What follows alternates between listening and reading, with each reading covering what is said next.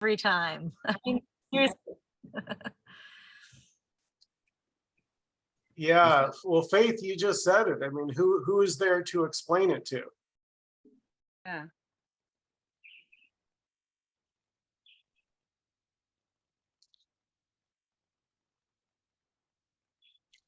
Well, that takes the pressure off too, doesn't it? Then you don't feel obliged to fix anybody up. Yeah, well, so when I was listening to Nkosi and Alice, Nkosi is saying, look, thoughts themselves cannot realize, understand, or get anything.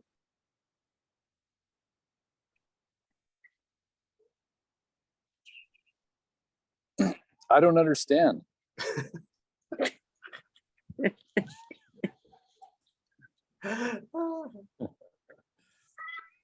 You're not supposed to.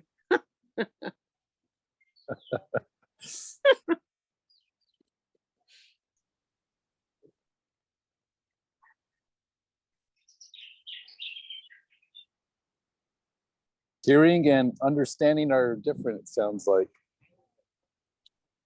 Say that again, Joey? Hearing and understanding are different, it seems like. Mhm.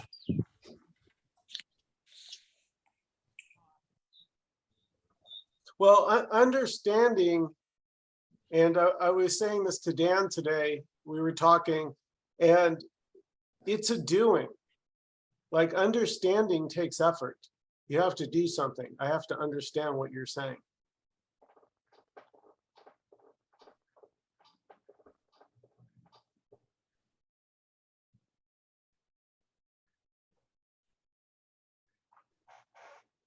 Yeah, that sounds like a lot of effort. I know, right? Could there be just understanding with nobody there to understand it? I mean, I don't know, Dan, what do you think? I'm tempted to say yes and no. Yeah. Well, I would answer that a little bit differently than what you just said, Michael. Not that what you said is wrong or whatever. Well, nothing is right or wrong, but so you said that understanding takes effort. And I think, we could think of understanding as something that maybe doesn't take effort, but, there could be an understanding that would come in. But the difference between maybe understanding and hearing, as Joey just said it, or maybe we might say resonating or some other word like that.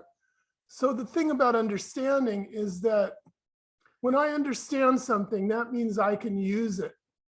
I understand, I can hold it, I can hang on to it and I can use it.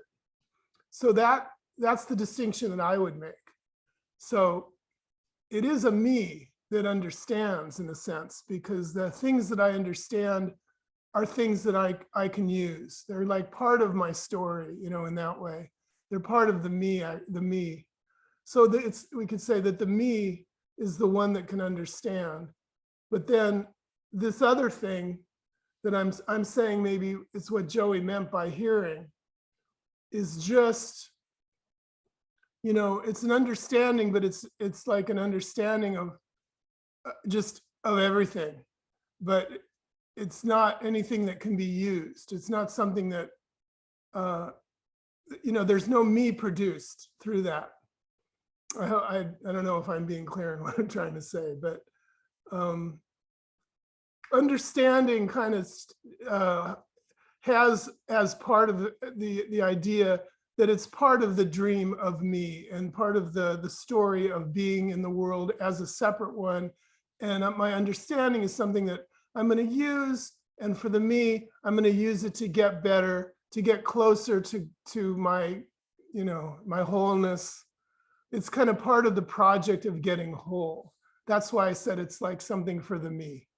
But then there's another thing, which again, I'm saying that's like hearing, which just happens and it's not usable, because it's not for the me.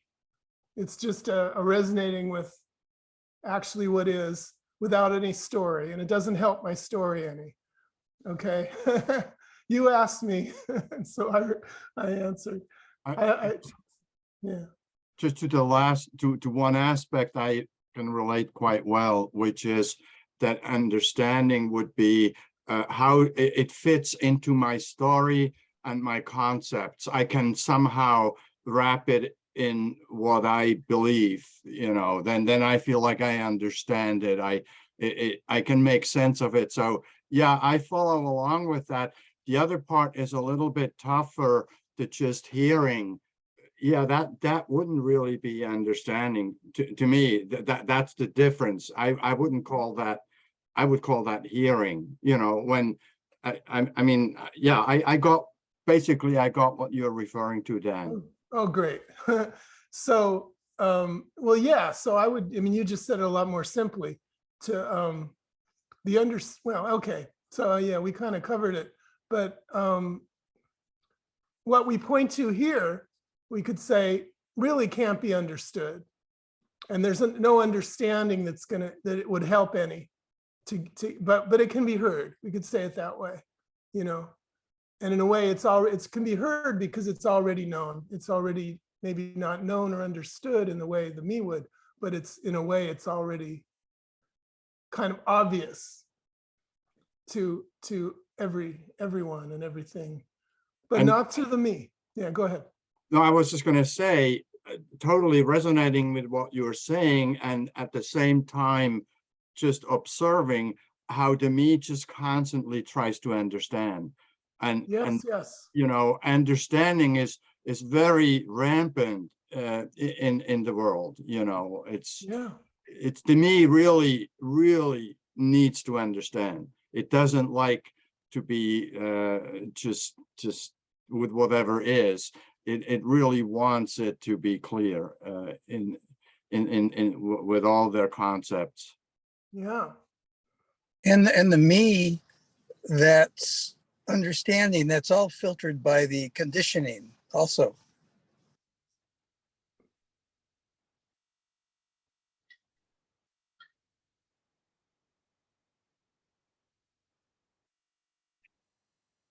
Well, yeah, that's totally true. I mean, the me, you know, my equipment as me is myself, my life, and then my whole world. And all of that is totally conditioned. So, you know, that's like the part of the building blocks of what creates this whole thing, or how it works. Yeah, definitely. Yeah, so the understanding is filtered by that conditioning. Yes.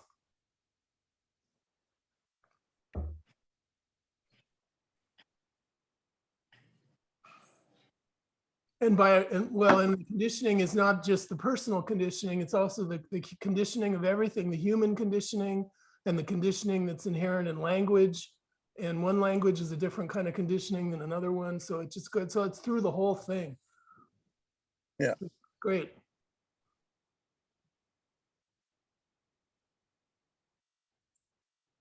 That's why it's so funny sometimes when we think about, you know, how much we think, oh, I'm doing this, you know, and this is, I'm really choosing this. And then, you know, you kind of look back and see how, you know, I'm just like this conditioned machine really, and inside, you know, conditioning and conditioning and conditioning everywhere. Anyway, it's hard to find a me in there, you know, that's like independent of all that.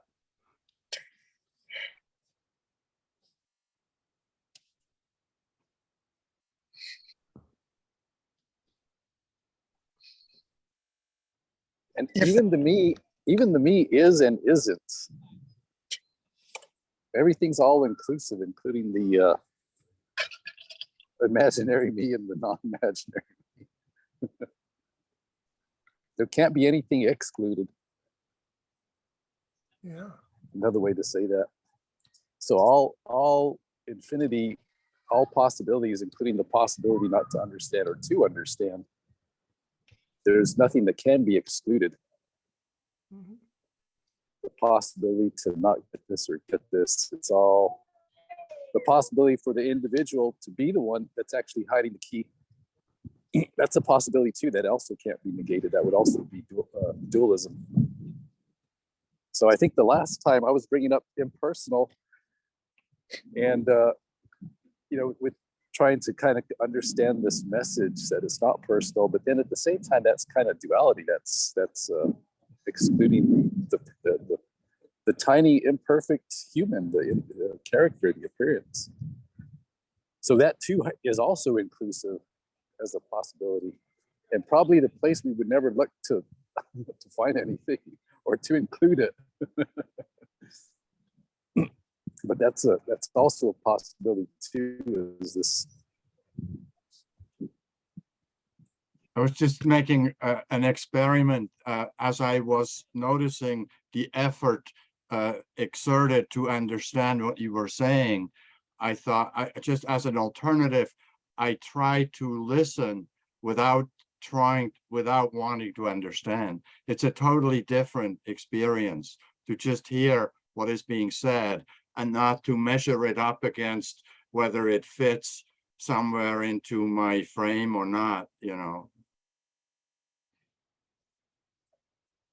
that's wonderfully said. And there was a response that came out of nothing about just nothing, whatever was said, so without any effort to understand.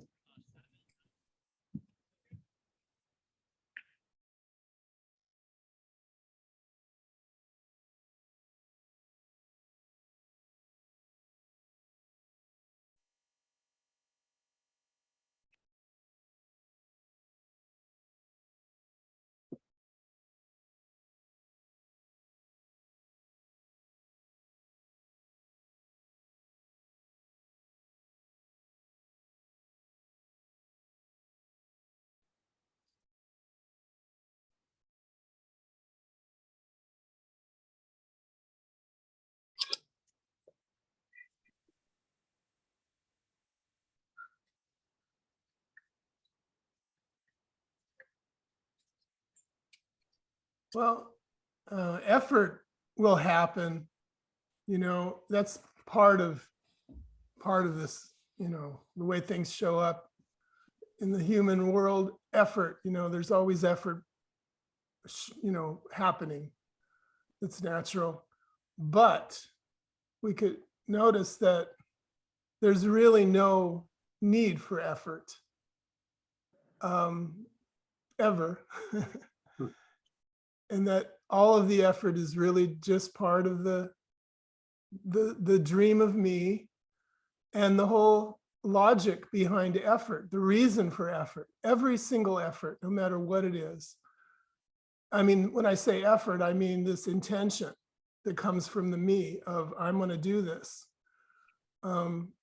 That's all about trying to get whole, trying to find my wholeness, get complete, and that's the project of the me, the dream of me, but it's just a complete total dream, and there only is wholeness.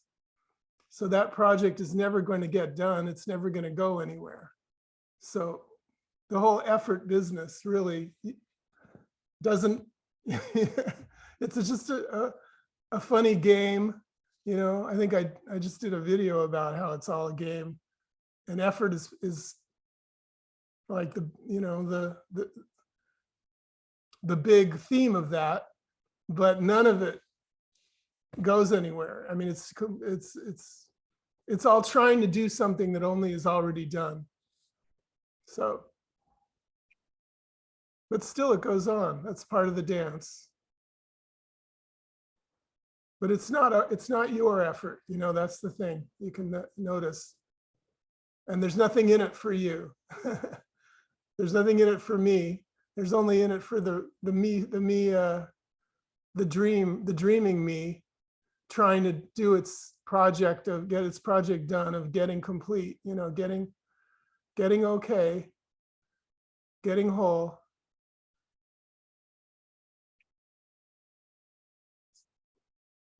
Getting to what only already is, always, everywhere.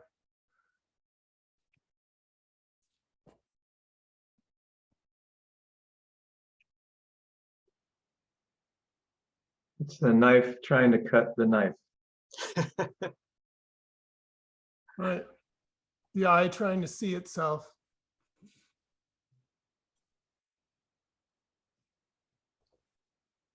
Well, it's a full-time job for me, for the me. That's what it's all about for me.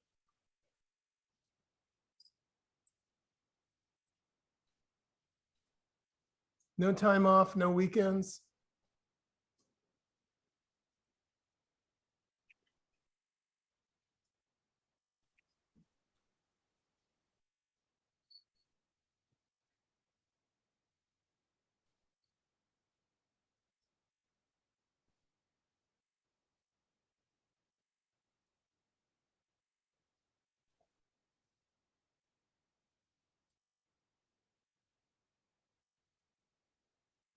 So if you haven't heard the Nkosi and Alice videos, they're in the non-duality community on Facebook. They're superb. Thoughts can't do anything. That was one of Nkosi's statements. Thoughts can't do anything.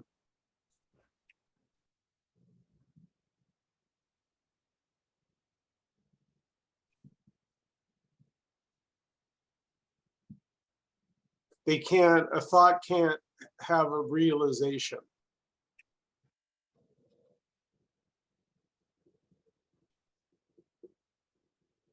A thought can't understand, cannot understand.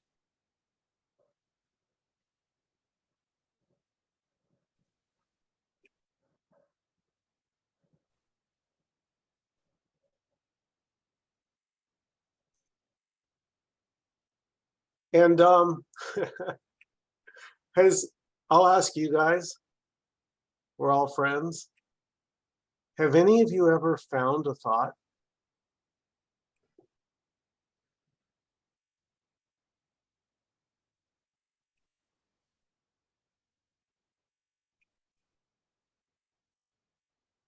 I've never found one. Did you look behind the couch?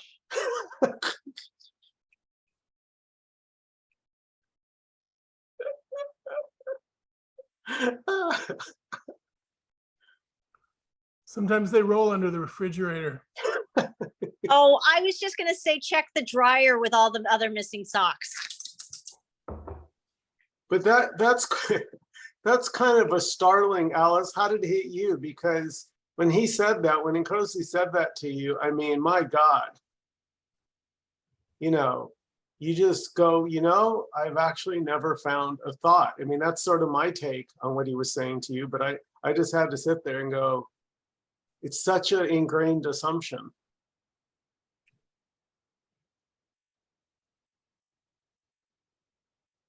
Oh, you're muted, Alice. Yeah. Yeah, you know, I hear these things and they're so profound, and thanks for reminding me of that. I forget it, and thanks for bringing it up again tonight. Yeah, I have never found a thought either. Well, it's so damn shocking because it's just a given. I'm working with thoughts. They're going to get me to the promised land. And then along comes Nkosi and he says, well, actually, you know, there's never been a thought. Oh, my word.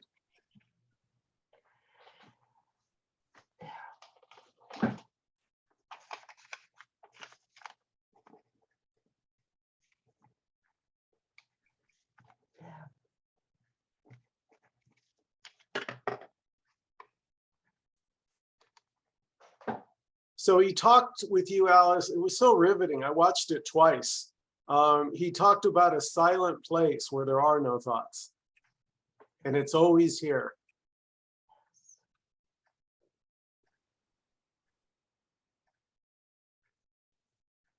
And the best part was that silent place has no troubles.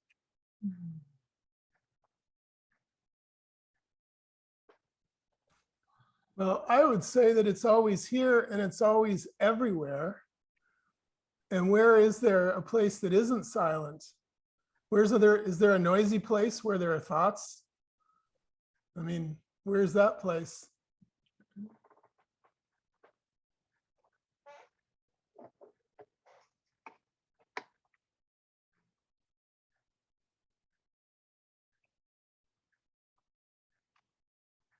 It's imaginary.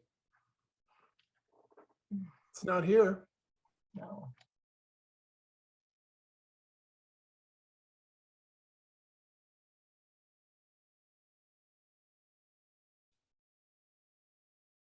I almost want to use the word sobering. It's like sober, like I've been addicted to thought my whole life.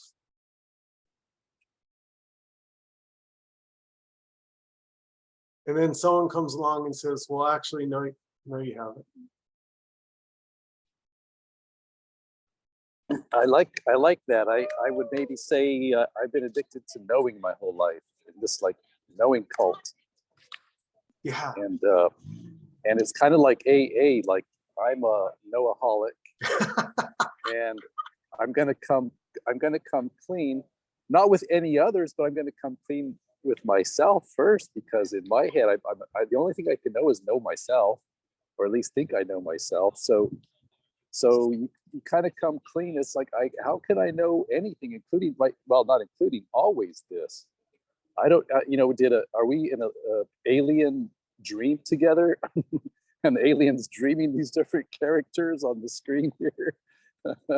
or some ladybug from some other galaxy? Are we being dreamt in a ladybug? I guess just the honesty, the sobriety is the word that I heard that resonated with you, is that we just we can't know anything.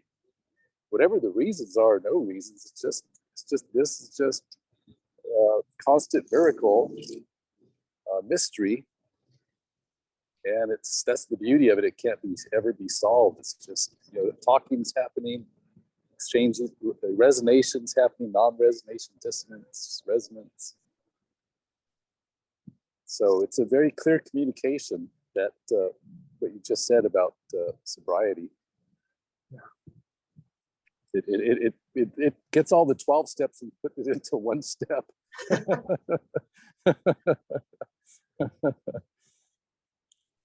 And it's very self-empowering, because the individual isn't left out. I think with a lot of times with non-duality, the individual gets negated and beaten up, but the truth is, we can each independently, with no one around, just rationally come to the conclusion that we cannot know what this is.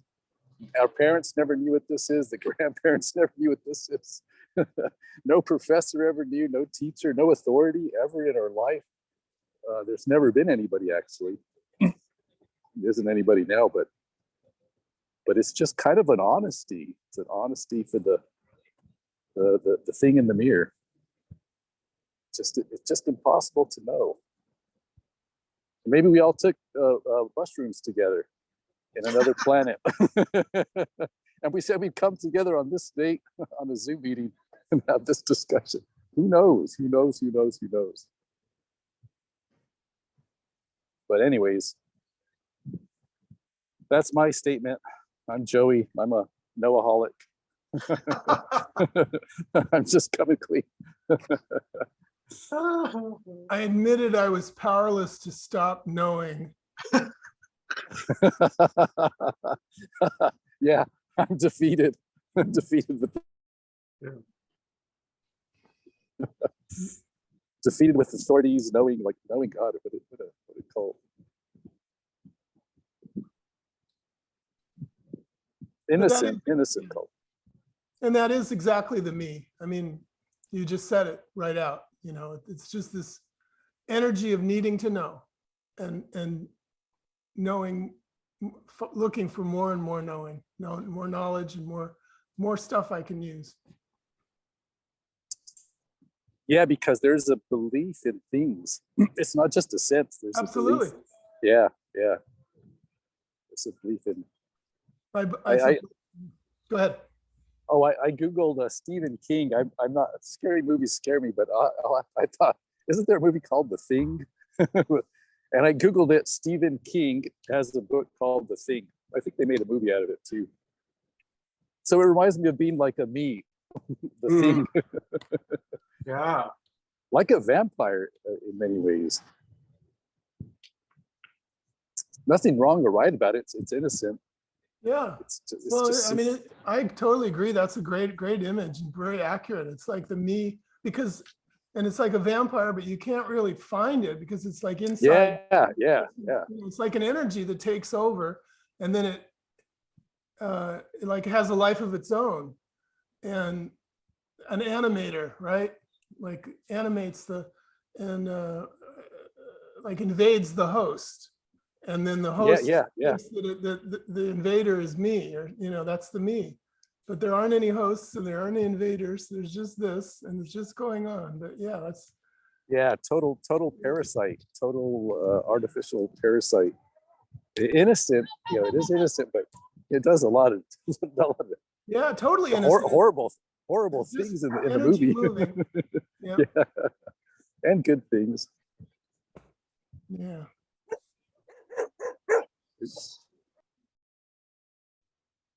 So another thing, Alice, that Nkosi said, I just watched it right before our meeting now, and the power of thoughts don't do anything.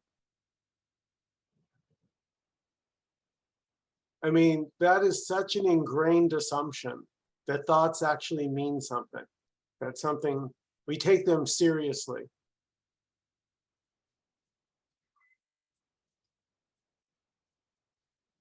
And when I'm taking my thoughts seriously, we could say, this is a story, that I'm missing the nothing, the no thing. So that, right, Joey, that would be what you're referring to. If I take myself as a thing, somehow the no thing, the nothingness becomes invisible. I don't seem to. Yeah, because if there's identification as a thing, there immediately the vampire is going to need blood. And it's not the vampire's fault, but it needs feeding, and that feeding is knowing. It's right now. What are they saying? That it can make sense. So the wholeness gets broken down into sense by making sense. Who's going to be happy with sense?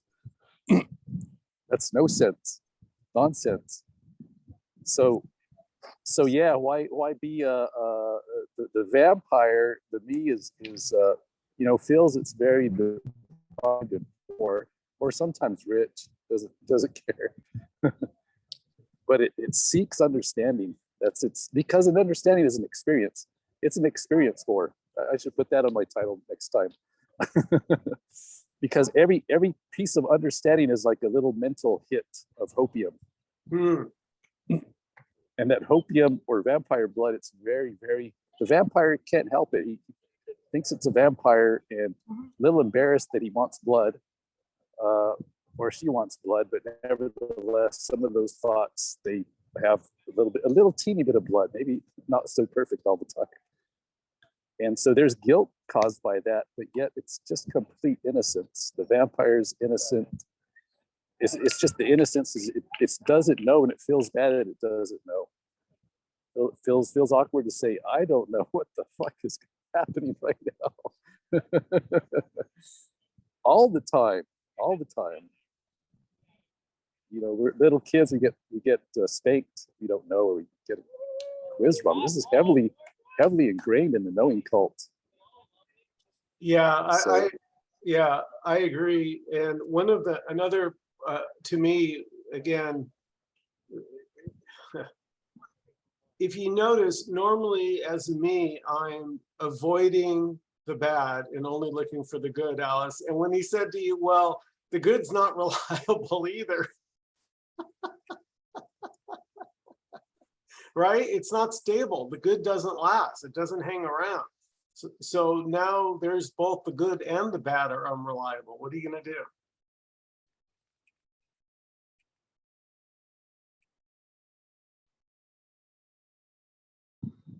Yeah, it was very powerful. I listened to it a couple of times too. Thanks for bringing it up again. We put valuations on good and valuations that are bad, and then those rotate. When you're in love, it's like, oh, my beautiful partner. The value's so high, and then maybe with time, maybe not. then the value might fluctuate, maybe even daily. And so the making sense, making change, it's a valuation thing. Seeking for knowledge.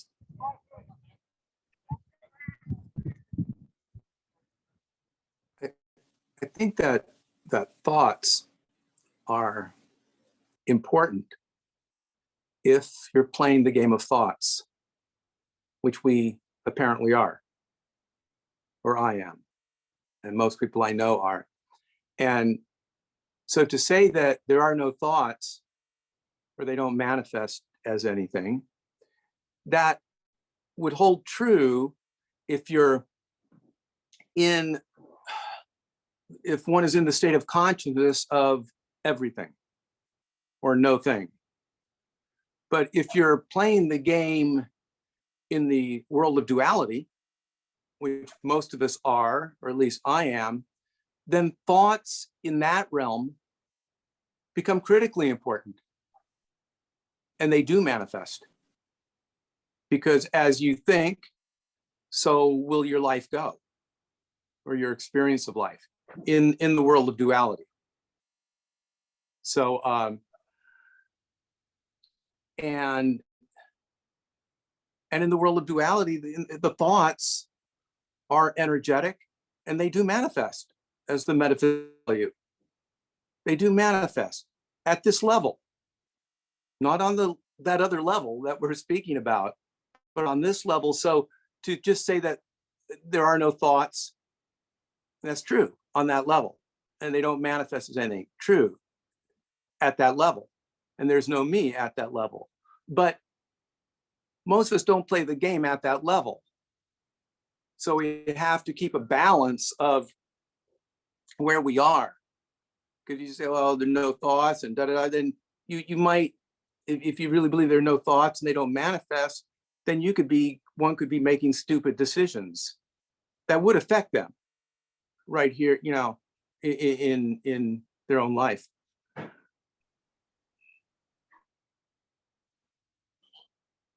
If there are thoughts, then where do they come from?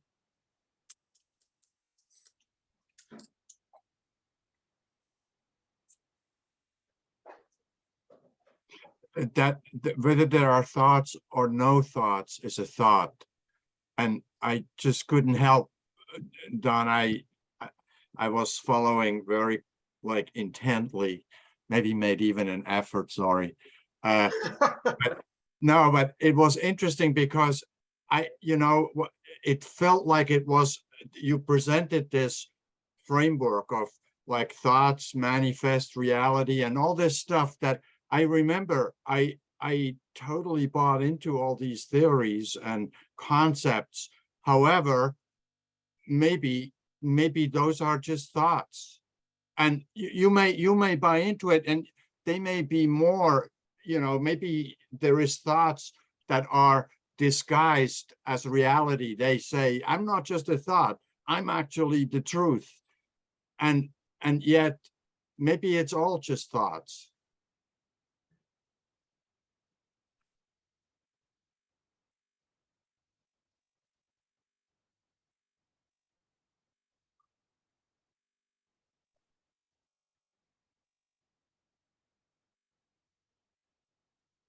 Including the thought that there are no thoughts. Right. Sure.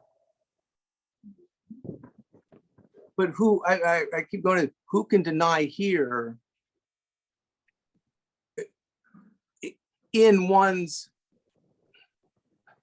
apparent physical life, in your relationships, in your health and all that kind of stuff, who can deny here that in that realm, that the thoughts don't have an effect in this realm, in this life, in what you choose to put in your body to eat, or what kind of exercise you're going to do, or what kind of meditation, spiritual practice you're going to do. Let me take a shot at this. because you're asking for a rational argument, so I'm going to try to give you one. If there's a me, if there's a you, I have a PhD in psychology, so I've studied a lot of this. If there's a you, point to one thing that's you, right? And keep in mind, like, you can point to one thought that's you, but then, like, I hate that person. And then another thought is, oh, but I love that person. Which one was you? Or if you dig deep enough, there's all these different little voices. There's all these different little yous, but there's not one you. There's this thing in psychology called parts work, where you identify what part of you is speaking. There's infinite parts. There's not one thing. There's you at 2, and you at 3, and you at 2.5, and you at 5, and you at 10, and you at 15, and you at 23, and on and on and on. You at 23 in July versus you at 23 in June. There's all these little parts. It's infinite. And when you're looking at the body, biologically speaking, the body is infinite. It's constantly changing. The body is not the same when you wake up in the morning after you eat your breakfast. There's new stuff in it because the body's a living organism. So it's never the same. And in terms of those thoughts, if you're your thoughts, I defy you to stop thinking something you don't want to think. If you're your thoughts, that means you have total control over it. And if I were my thoughts, I wouldn't think half the shit I think. And if I were my actions, I wouldn't do half the crap I do.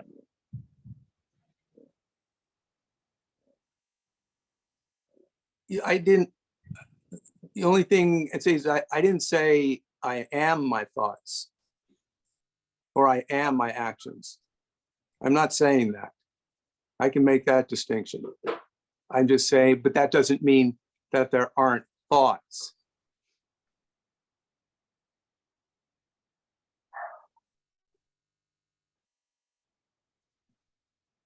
I've got one more thought, and then I'll stop. You go, girl.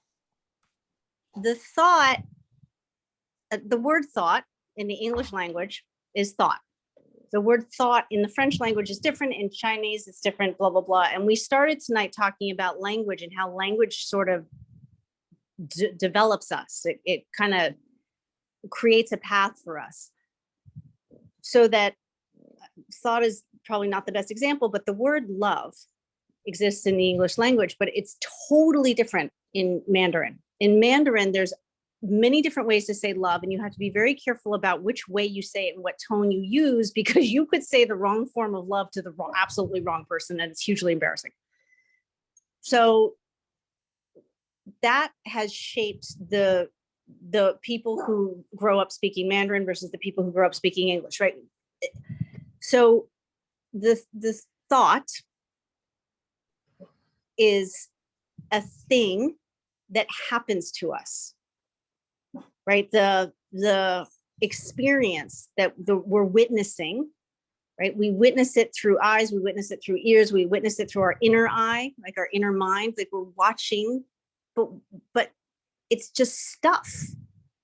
Eckhart Tolle talks about it as clouds going by in the sky.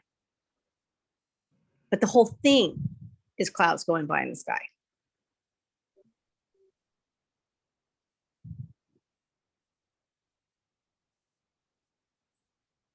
Hi, Nkosi, welcome.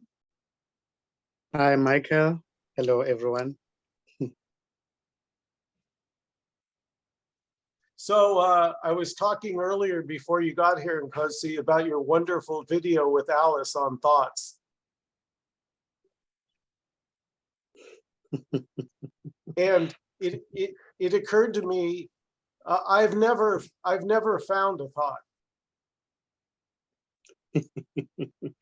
Yes, that's why I wrote that's thoughts plus thoughts equal to nothing. You know. Thoughts may appear to look for answers, But even when answers are given, it's just a thought as well. So thought plus thought equals to nothing. It's nothing at all. It's all imaginary. It seems to be there when it's not looked for, but when you start to look for it, it's not there. So there are no thoughts. There's nothing here. Thought is just a label. It's just a label. Everything, what seems to be everything, is appearing in this nothingness as this. So, well, this can talk about anything. It doesn't really mind, because everything is just an expression of this. So everything is beautiful just the way it is.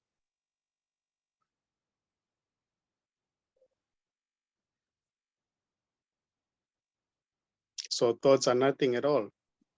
They're nothing special. The one who appears to be looking for this, the one who seems to be in trouble, is already another thought appearing. So that one can never get anywhere, because it doesn't really exist. It's just a thought. It's just a thought.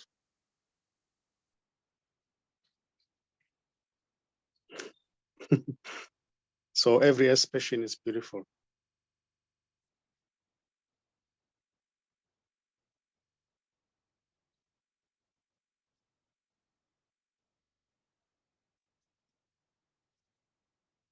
So there is no me already.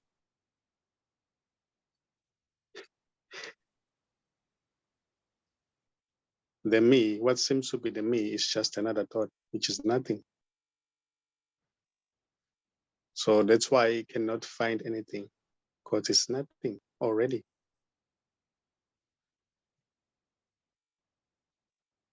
So to say it disappears,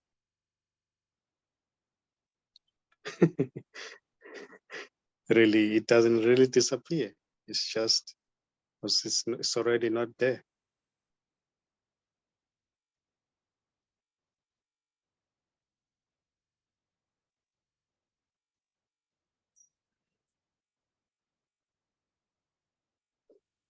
Well, you can call it a thought.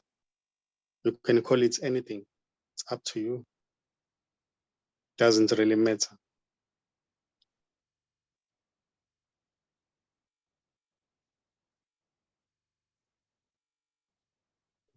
And what seems to be happening?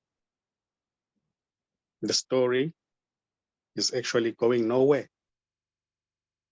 It may seem as if it's going somewhere.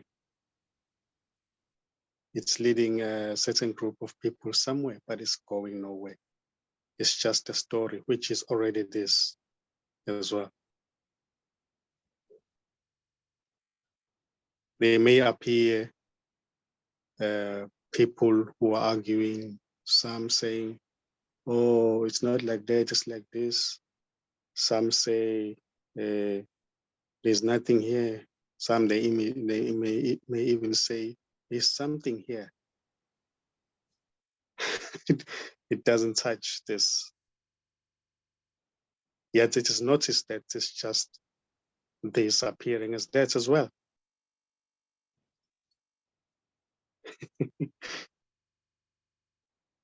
This can never be spoken. This is beyond any description.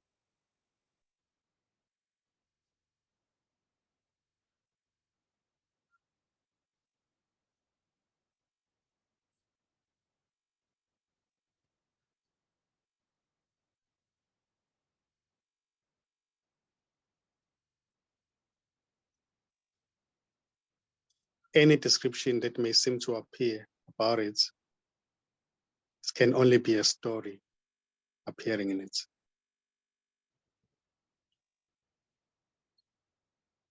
No one can describe this. No one can know this. No one can even become this, because all there is this. And this, what is, doesn't really mind. It doesn't have any intention, doesn't have a purpose. It's not trying to save the world. It's not trying to do anything. It's just happening. Seems to be happening.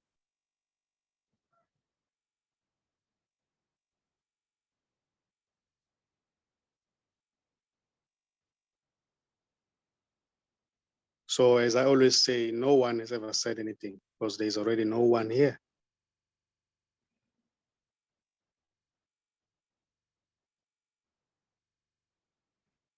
And no one is talking even now. There's just talking happening.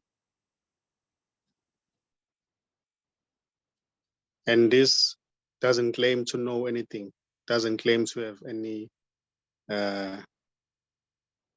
super knowledge. It's just doesn't know anything.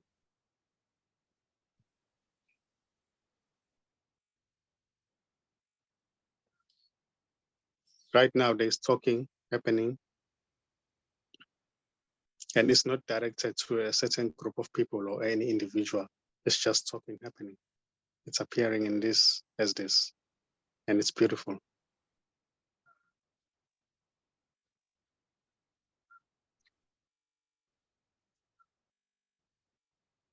There are no individuals already.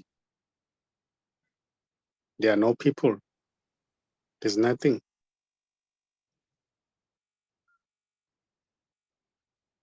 There are no stories, no thoughts.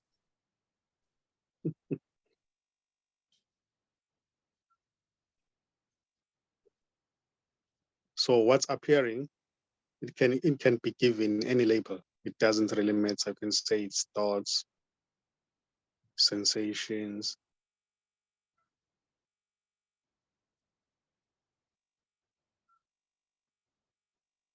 wholeness. That's a label. Everything, but it's nothing at all. It's nothing.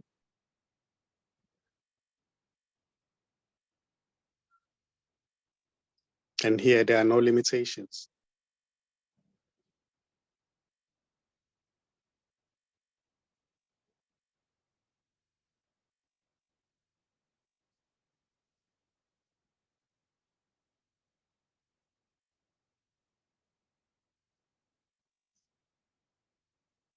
So it doesn't matter if they seem to be what seems to be thoughts, running in the background, wondering, asking questions.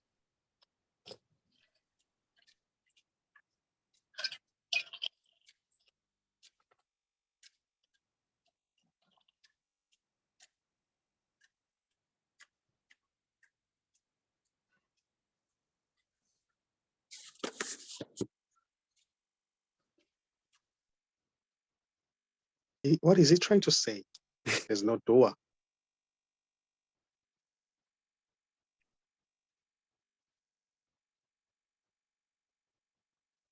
So every expression is beautiful. Every question is beautiful. Every answer given is beautiful. Argument.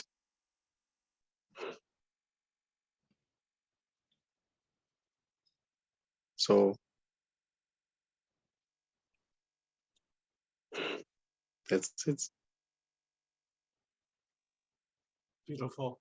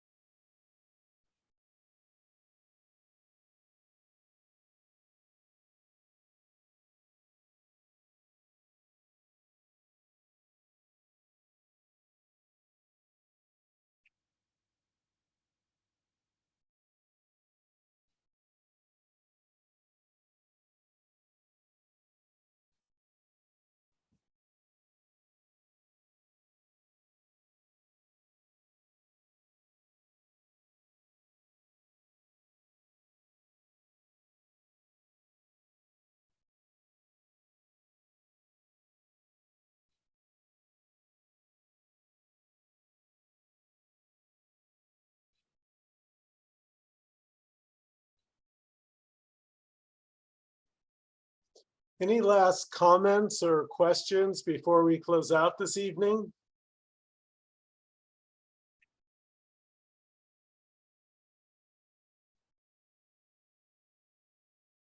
I think Nkosi knows something, but he's just keeping it. He's hiding it behind that left ear. I think if we shook him down, hung him upside down, a little bit of knowing would come out somewhere. He's got a good hiding spot.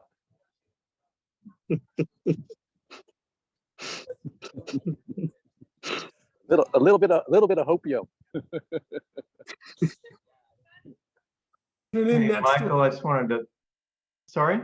I was just gonna say, everybody needs to tune in next week, because I'm sure we can get him to reveal, to spill the beans, give the secret. I'm sorry, Alan, go ahead. I was just going to say, first of all, I think it's a great topic, the idea of thinking and thoughts, and if they're my thoughts and I had a pretty cool revelation this morning when I was meditating, and I was thinking about my breath, and then something hit me because I've done this exercise before where I was thinking about the universal breath. So it's like the universal breath is breathing me.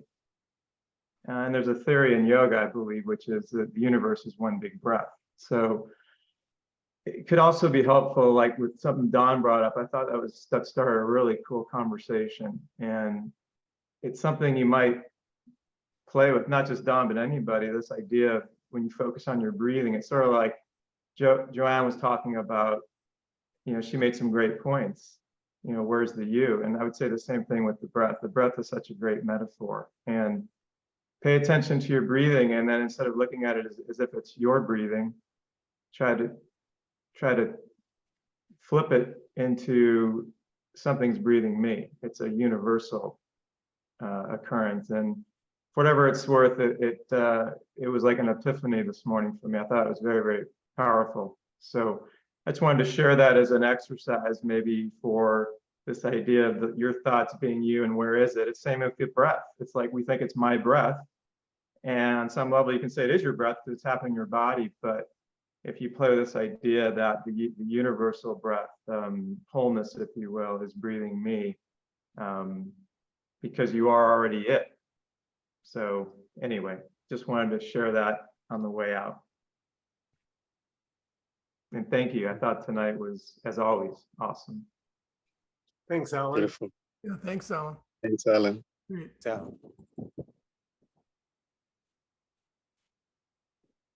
Thank you, everyone. To each and every one of you, we so appreciate and love all of you. Thank you for coming, and have a great evening, everyone. Thanks, everybody. Thank you, everybody. Thanks, Thank you, everybody. everyone. Yeah. Bye.